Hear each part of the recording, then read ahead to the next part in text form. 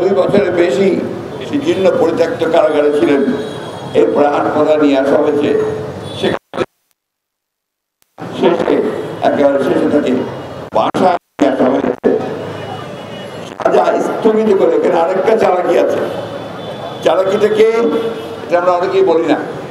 6 মাস করে সাজা স্থগিত করছে, তার মানে সাজা কিন্তু কমছে না, সেই সাজা আবার ঢুকতে হবে ভবিষ্যতে যখন তাদের প্রয়োজন হবে।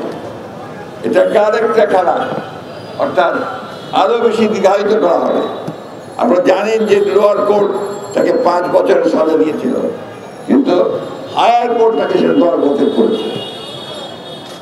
আপনারা জানেন যে মামলাটা সম্পূর্ণ একটা সাজানো মামলা ছিল, মিথ্যা মামলা ছিল।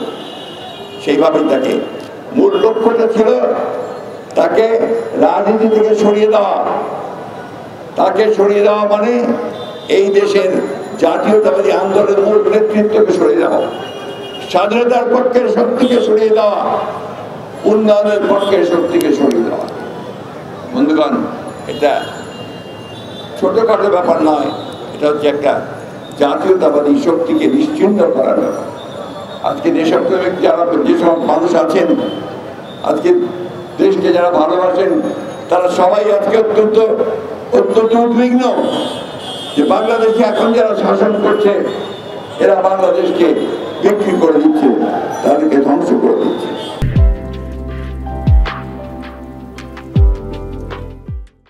আমরা কি চুক্তি আর সমঝোতার মধ্যে পার্থক্য বুঝি না। আমাদেরকে তিনি পড়াশোনা করবার জন্য পরামর্শ দেন। আমি ওনার কথার উত্তর দিতে চাই না, আমি শুধু একটা কথাই বলতে চাই, দেশের সঙ্গে এই বিদ্রোহ করবেন না, বেইমানি করবেন না, মানুষকে বোকা বানিয়ে তাদেরকে ভুল বুঝিয়ে এমন চুক্তিগুলো পাশ করবেন না, এমন স্মারক আপনার সমঝোতা স্মারক সই করবেন না যেগুলো আমার জনগণের স্বার্থে রয়েছে। কি এনেছেন আপনারা এবার ভারত থেকে সফর করবেন?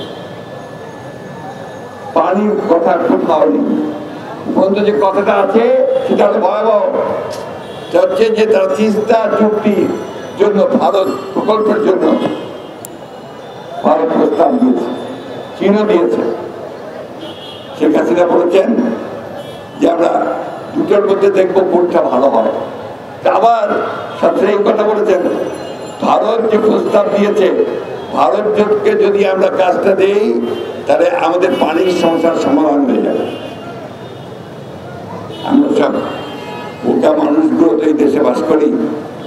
আপনি পক্ষান্তরে যেটা করেছেন যে তিস্তার পানির সমস্যা, যেটা বন্টনের যে সমস্যা, সেটাকে আপনি বাতিল করে দিলেন। অর্থাৎ তিস্তার পানি বন্টনের সমস্যা দিল না, অভিন্ন নদীগুলোর পানি বন্টনের কোনো সমস্যা দিল না। এইভাবে আপনার দেশকে পুরোপুরিভাবে ভারতের কাছে একেবারে কেমনি করে দিচ্ছে। আপনার সীমান্তে হত্যা হচ্ছে প্রতিদিন, গতকালও হত্যা হয়েছে। এই বিষয়ে একটা কথা আপনারা বলেন নাই এই সফরে। আমাদের সরাসরি প্রশ্ন আপনাদের কাছে, যে কোন পৃথিবীতে কোন দেশ আছে বন্ধু দেশ, একেবারে এত বন্ধু সম্পর্ক নাকি আপনার স্বামী স্ত্রীর মতো, তার কোন দেশ আছে বলেন যে তার বর্ডারে বন্ধুরা গুলি করে হত্যা করে আমাদের কাছে? এই বিষয়গুলো জবাব দিতে হবে। অনেক কথা বলেছেন, আমি শুধু একটা কথাই বলি, আপনাদের এই আত্মরক্ষার জন্য যে সমস্ত কথা এখন আপনারা বলছেন, এই সমস্ত কথা বলে জনগণকে আর বিভ্রান্ত করা যাবে না। দেশনেত্রী বেগম খালেদা জিয়াকে কেন বন্ধ করে দেবেন? যদি কিছুই সমস্যা না থাকে তার থেকে মুক্তি দেন, সেই দিকে তো আপনি যাচ্ছেন না। এটাও বলেছি আমরা যে আমরা তো এই ক্ষমতায় যেতে চাই না, আমরা চলে গেলে জনগণের যেটা চাওয়ার, আমরা একটা অবাধ নিরপেক্ষ নির্বাচন চাই। সেই নির্বাচনের ব্যবস্থা করেন, তাহলে তো কোনো সমস্যা থাকবে না। যারা আসবে আমরা তাদেরকে বরণ করে দেবো, ফুলের মালা দেবো, কিন্তু আপনারা শুধুমাত্র আপনাদেরকেই রাখার জন্য সমস্ত নির্বাচনী ব্যবস্থাকে দখল করে নেবেন, সাধারণ মানুষের কথা একবার চিন্তা করবেন না, সেটা আমরা হতে দেবো না।